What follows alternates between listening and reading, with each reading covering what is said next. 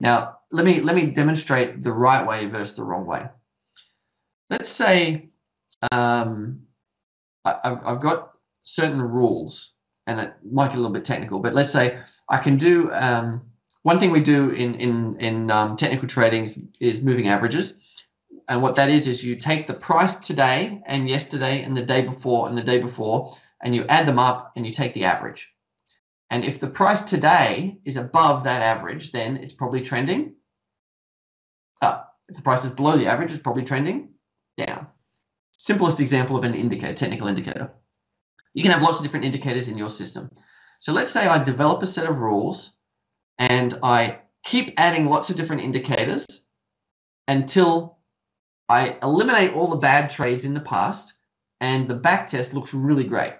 And in order to do that, I've added 20 different rules, and then I've varied the numbers in all of the different rules to find the one combination that worked amazingly well in the past. Now, do you think that would work in the future? No, because I've added so much complexity and I've fine-tuned it so much to those exact conditions in the past to force the backtest to look good. That complexity won't be able to predict the future. It won't be able to predictably extract profit in the future.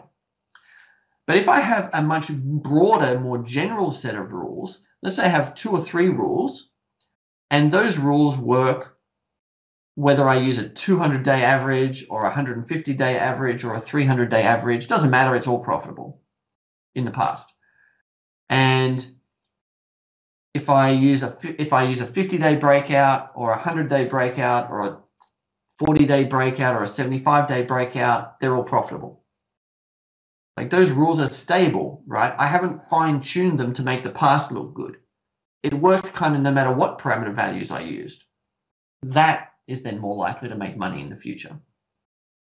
And there's the difference, right? We need elegant simplicity that works in a very broad sense rather than ultra complex specifics that work only under precise conditions.